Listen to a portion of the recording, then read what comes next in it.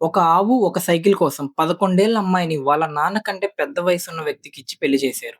అక్కడి నుంచి ఆమె లైఫ్ నరకంగా అయితే మారిపోయింది. కట్టుకున్న భర్త, అప్పర్ కాస్ట్ జనాలు, చివరికి న్యాయం చేయాల్సిన పోలీసులు గూడా ఆమెని ఘోరంగా టార్చర్ చేసి రేప్ చేసేవాళ్ళు.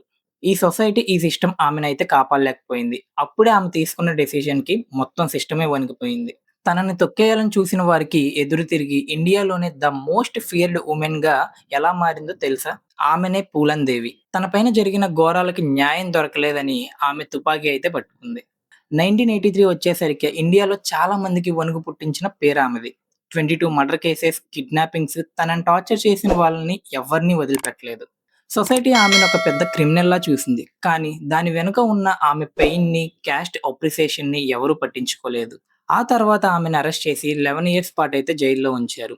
1994లో రిలీజ్ అయ్యాక అసలు ఎవరు ఊహించని ట్విస్ట్ అయితే జరిగింది. ఒకప్పుడు మోస్ట్ వాంటెడ్ క్రిమినల్, కానీ 1996లో ఎంపీగా గెలిచి డైరెక్ట్‌గా ఇండియా పార్లమెంట్‌లో అడుగుపెట్టింది. పేదల కోసం, తక్కువ కులం వారి కోసం ఒక పవర్‌ఫుల్ వాయిస్‌లా అయితే నిలబడింది. కానీ జులై 25, 2001న తన ఇంటి ముందే ఆమెని 5 సార్లు కాల్చైతే చంపేశారు. ఇక్కడ గమనించాల్సిందేంటంటే ఆమె తుపాకీ పట్టుకోవడం తప్పనే వాళ్ళు చాలామందున్నారు. సిట్యుయేషన్ వల్ల ఆమెని అలా మార్చేసింది అనేవాళ్ళు గూడా చాలామందున్నారు. మరి మీ ఒపీనియన్ ఏంటి? ఆమె సిస్టమ్‌కి ఎదురు తిరిగి చేసింది రైటా? రాంగా? కింద కామెంట్ అయితే చేయండి. అలానే ఈ డైనమిక్ లేడీ గురించి నచ్చితే వీడియోని లైక్ చేసి మన ఛానెల్‌ని సబ్స్క్రైబ్ చేసుకోండి. కేవలం 8థ్ క్లాస్ చదువుతున్న ఒక అమ్మాయి 7 మంత్స్ ప్రెగ్నెంట్ అయింది. ఈ అమ్మాయిని ప్రెగ్నెంట్ చేసింది ఎవరో తెలుసా?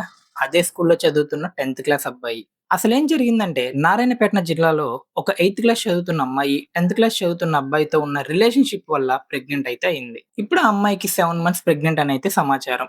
ఈ విషయం తెలుసుకున్న పేరెంట్స్ వెంటనే పోలీసులకైతే కంప్లెయింట్ ఇచ్చారు.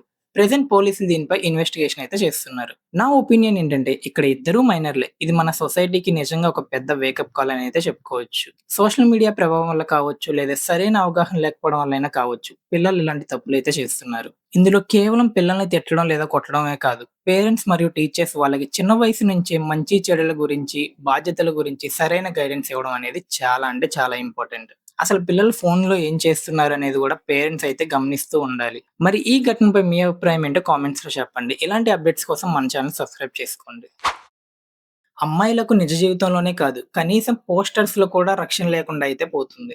అసలేమైందంటే బీహార్‌లో ఒక పార్క్ చేసిన ట్రక్ వెనకాల కొంతమంది అమ్మాయిల ఫోటోలైతే అంటించి ఉన్నాయి. ఒక వ్యక్తి ఆ పోస్టర్‌ల దగ్గరికి వెళ్లి చాలా అసహ్యంగా ఆ ఫోటోలనైతే నాగుతున్నాడు. ఈ వీడియోని ఒకడు ట్విట్టర్‌లో అయితే షేర్ చేయడంతో అది కాస్త వైరల్ అయింది. ఇందులో బాధాకరమైన విషయం ఏంటంటే ఆ వ్యక్తి అలా చేస్తున్నప్పుడు పక్కనే చిన్న పిల్లలు కూడా ఉండి చూస్తున్నారు. చిన్న పిల్లల ముందు అలా చేయడం తప్పు అనే మినిమమ్ కామన్ సెన్స్ కూడా లేదు. ఆ వీడియో చూసి నెటిజన్‌లయితే తీవ్రంగా మండిపడుతున్నారు. అసలు మన సమాజం ఎటుపోతుందో అర్థం కావట్లేదు. ఇలాంటి వాళ్ళ గురించి మీరేమనుకుంటున్నారో కామెంట్‌లో చెప్పండి. ఇలాంటి అప్డేట్స్ కోసం మన ఛానెల్‌ని సబ్స్క్రైబ్ చేసుకోండి.